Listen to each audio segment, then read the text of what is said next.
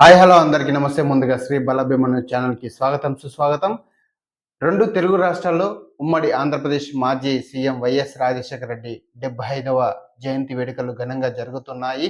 ఆయన అభిమానులు, కాంగ్రెస్ కార్యకర్తలు వైఎస్ విగ్రహాలకు పూలమాలలు వేసి ఘన నివాళులు అర్పిస్తున్నారు. హైదరాబాద్ గాంధీ భవన్లో వైఎస్ జయంతి వేడుకలు ఘనంగా నిర్వహించారు. ఈ కార్యక్రమంలో సీఎం రేవంత్ రెడ్డితో పాటు డిప్యూటీ సీఎం మల్లు బట్టి విక్రమార్క, మంత్రి శ్రీధర్బాబు, కాంగ్రెస్ రాష్ట్ర వ్యవహారాల ఇన్ఛార్జ్ దీపాదాస్ మున్షి తదితరులు పాల్గొన్నారు. ఈ సందర్భంగా మాట్లాడిన సీఎం రేవంత్ రెడ్డి కాంగ్రెస్ అగ్రనేత రాహుల్ గాంధీపై ఆసక్తికర కామెంట్స్ చేశారు. రాహుల్ గాంధీని ప్రధాని రాహుల్ గాంధీ ప్రధానికి కేవలం అడుగు దూరంలో మాత్రమే ఆగిపోయారని చెప్పారు. ఆయన్ను ప్రధాని చేసేందుకు ప్రతి కార్యకర్తకు కృషి చేయాలని సూచించారు.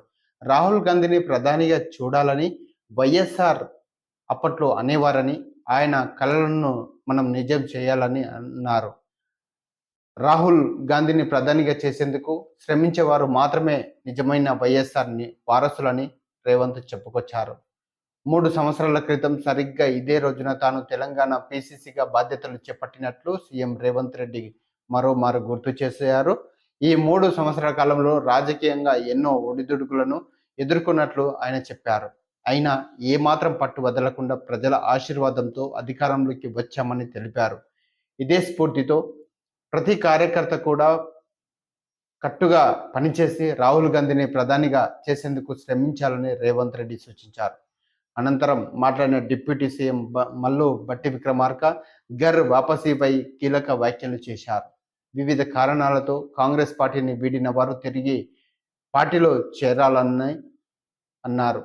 వారందరికీ పార్టీ తరపున ఆహ్వానం పలుకుతున్నామని చెప్పారు బట్టి విక్రమార్క.